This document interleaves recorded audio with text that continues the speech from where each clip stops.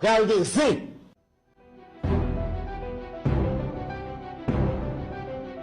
Je me permets, au nom du peuple haïtien, de saluer fraternellement tous les amis d'Haïti qui ont fait preuve de solidarité envers les migrants de notre pays, en particulier ceux résidant à Springfield dans l'Ohio aux États-Unis. La longue histoire d'amitié et de solidarité réciproque entre nos deux nations, depuis notre participation à la bataille de Savannah en 1779, nous permet de dire avec confiance que le peuple américain rejette toute incitation à la haine contre notre communauté. La participation active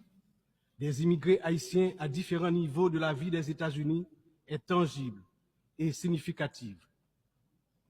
À cet égard, les passions qui émergent naturellement lors d'une campagne électorale ne devraient en aucun cas servir de prétexte à la xénophobie ou au racisme dans un pays tel que les États-Unis, une nation forgée par des immigrants de toutes origines et qui s'est érigée en modèle de démocratie à l'échelle mondiale. Monsieur le Président, Excellences, Mesdames et Messieurs, le thème de cette 79e Assemblée générale, ne laisser personne de côté, agir ensemble pour la paix, le développement durable et la dignité humaine des générations présentes et futures, résonne profondément avec les défis majeurs auxquels le monde est confronté aujourd'hui. En 1825, à peine 21 ans après avoir gagné sa liberté au prix d'une lutte héroïque, Haïti a été contrainte de payer une dette colossale à la France, pays colonisateur, en échange de la reconnaissance de son indépendance. Cette rançon imposée sous la menace a siphonné les ressources de la jeune nation, la plongeant dans un cycle infernal d'appauvrissement dont elle peine toujours à sortir. Cette dette a été une forme de punition pour sa hardiesse à se libérer des chaînes de l'esclavage et hisser l'être haïtien à la dignité de l'homme.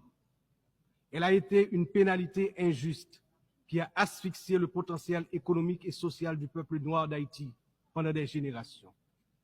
Dans le contexte d'aujourd'hui, où plus que jamais, l'attention est portée sur les efforts pour restaurer sans délai la sécurité et répondre aux immenses besoins humanitaires en Haïti,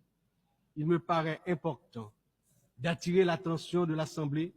sur les séquelles du passé colonial et des rançons payées à certaines puissances qui ont largement hypothéqué le développement d'Haïti. Il n'est pas sans intérêt de rappeler